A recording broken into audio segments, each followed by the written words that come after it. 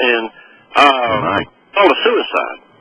And the one in Texas that investigated, he said, well, he didn't think it was a suicide because there was no residue of gunpowder. That's very strange.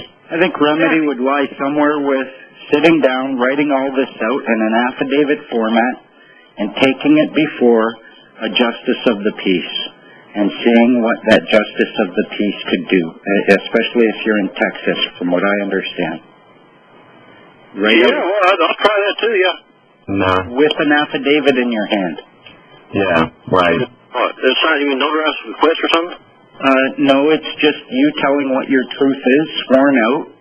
Just write it down, you know, and then go talk to the justice of the peace. Sit there patiently all day if necessary until there's some time, and talk to him and tell him. Police officers that are retired and some still working in the homicide, and they're very, very concerned and caring. And one of them told me that he's retired and he's worried about his retirement being messed up if he dares help me. That's how phony the system is. Well, I don't know. I think you might be able to find some remedy with a good justice of the peace. Maybe and you know, to a certain degree, you have to trust in the fact that not everyone is bad. Oh, I do agree that these guys have been wonderful, a lot of them, but they just said they can't risk their job. Well, put it on the record in front of a good justice of the peace. Yeah, try that. Won't even cost you anything. Yeah, I hear you. Okay. I'll try it. All right, thanks. Yeah, but again, the remedy must be, I think it has to come from us. When all is said and done, if we can find a path that allows them to be a little bit less lazy and to recognize that their duty, I don't know, I see pretty exciting times coming. And if it spreads properly, we might just have a lot of remedy available to us, and we'll find that... Well, peaceful means. Yeah, have you ever worked in like a union kind of thing where the union boss then comes up and says, here, this is you work a little bit slower? I mean, we might have some very good peace officers out there who are frustrated by the system and want to do better, and all we have to do is give them an opportunity to do so. And that is often the most difficult thing, eh? Mm-hmm. Yeah, forgiveness.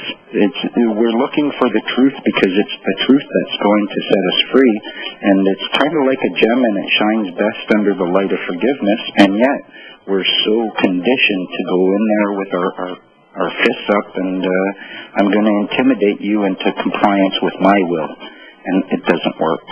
There's I read a thing in law. It says that a child, an infant, has rights. An adolescent will have freedoms. An adult has duties. We will go into court and argue about our rights versus someone who is claiming a duty, and we lose all the time, and then we say, oh, the courts are unfair. But if you go in there claiming a duty that surpasses the other's duty, and what you're doing, instead of securing your own rights, you accept the duty to secure your neighbor's rights, knowing that you will secure the same for yourself. Now you're coming from a position of you're speaking like an adult and not a child or an infant. Now what's the remedy? Because yes, all of this is happening, but unless you can point to a remedy, people tend to duck back. They don't want to hear it. And there has to be remedy. I don't see the Creator allowing this to happen without there being a fundamental plan and without us having a remedy against it. So that's what I try to focus on. Right. And I think that remedy, fundamentally, it boils down to, I don't want to sound woo-woo or overly, religious or anything, but I honestly believe there is only one love. And it's like there's one air that we all breathe, there's one love we all know. You find that common ground. You start knowing who you are in the grand scheme of things, and from there, all of their words become just a big joke. And you can start laughing at them when they come and bring them at you. I know people who've looked at it now, and the cops pull them over. They just sit there and give them a big grin, and the cops are like, "Oh, another one. Yeah, I know. Okay, bye." They're just people with words, Charles. They're just people with words, and we can be angry at the people, or we can just dismiss the words, and all you're left with are actors playing a role. I had an instance in Calgary once where the police officer pulled over myself and my friend, Luke Denis, another free man on the land up here, and I asked him, I said, what role are you playing? Are you playing the role of a law enforcement officer or a peace officer? He got quite angry and insisted that he wasn't playing any role at all. He was working. He's not playing.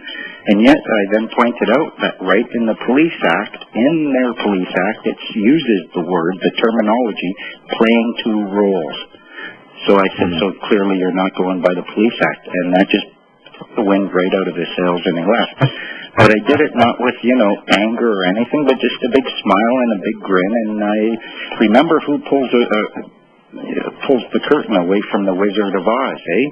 It's the puppy, just the yappy puppy. And for the most part, a lot of these people, these are the same people who they might give you a ticket and you might hate them 1 minute, but driving down the road, if they saw you in a ditch and your child was in danger, these people would be putting their life on the line.